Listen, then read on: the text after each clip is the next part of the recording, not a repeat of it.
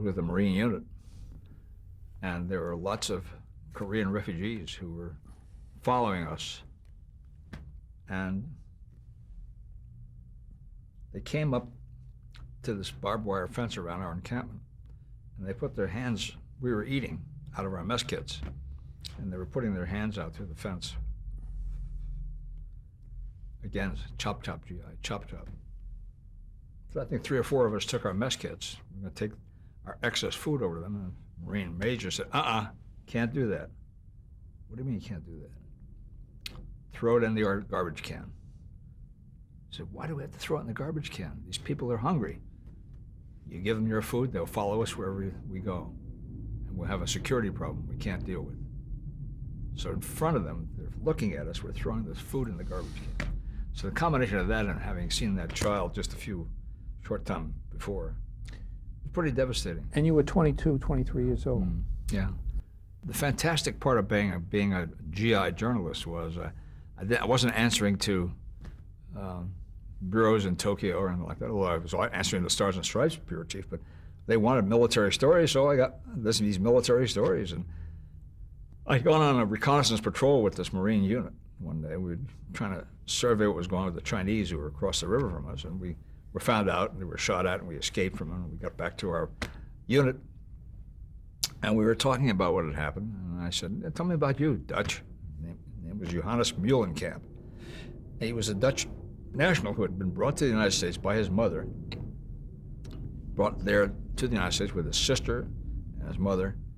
His mother had been divorced and found an American and fell in love and got married. So they're back in the States, and then he heard that if you served in the military services, you could get citizenship a lot faster. So he joined the Marines. And he was talking about that, and he said, it's fascinating. He said, I'm trying to just get an emergency leave to go home because the marriage hasn't worked out with my mother and her new husband, and she's going to be deported just before I get home. And I asked for an emergency leave, and they wouldn't give it to me. He said, I heard this, I've wounded twice, 2 Bronze Stars, Purple Hearts. He said, and I tried to appeal to them, they wouldn't hear my thing. And he said, they wouldn't hear my appeal. He says, but here it is, my sister gets all this special attention because she's a champion swimmer and can qualify for the Olympic Games in Helsinki in 1952. She said, because of the help of some guy in California, a senator named Nixon. My ears went, Nixon, what? And so I said to the public information officer at the Marines, I said, what can I do? He was a reservist who was a former city editor of the Houston Post. And I said to Bob, how can I get this story out? He said, well, just send it. And because I said, the colonel wouldn't see me, the guy in charge of making this decision. He said, why don't you write the story and say Marines were unavailable for comment. Kind of a conspiracy with this Marine major.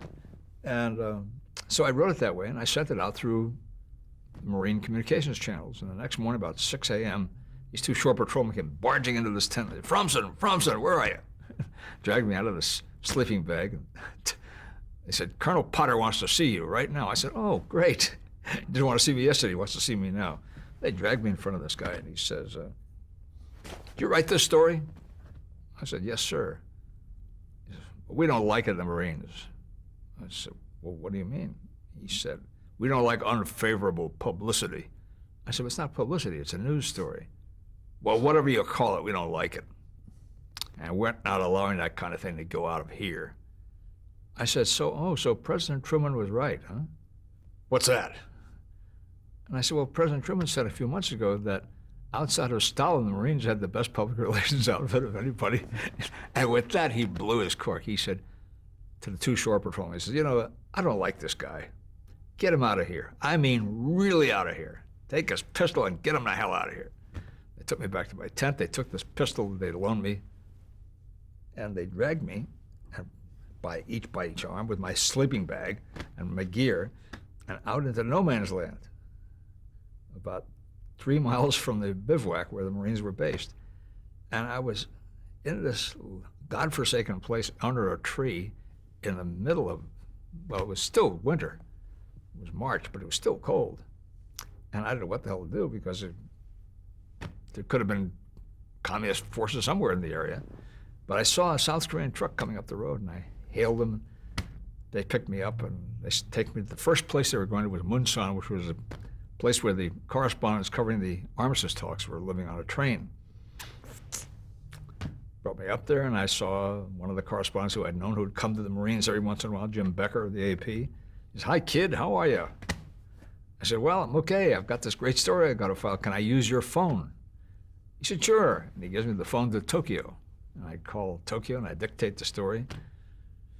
I'm very happy with myself. A day or two go by, and the story hasn't appeared yet. What's wrong? Well, Murray, here's the problem. We just have a new appointee, the new commander-in-chief of all information from the Far East, and he's a Marine. And we don't think we want to upset him, so we're not going to use the story. I said, oh, my God. So I come back from this phone, and Becker says to me, "What's wrong, kid? You look upset." I said, "Well," and I tell him the story. He says, "Can I see the story?" And he looks at me, he says, "God, this is a great story." He says, "Can we use it?" I said, "Sure, why not? Stars and Stripes are going to use it." So they ran the story in the Associated Press, and it ran on every front page in the Western United States the next day. The mother got an emergency leave. The Dutch consul in Seattle hired her, and she had diplomatic immunity. The young kid, Dutch, got an emergency leave to go home. And I was offered an internship with the AP when I got out of the service.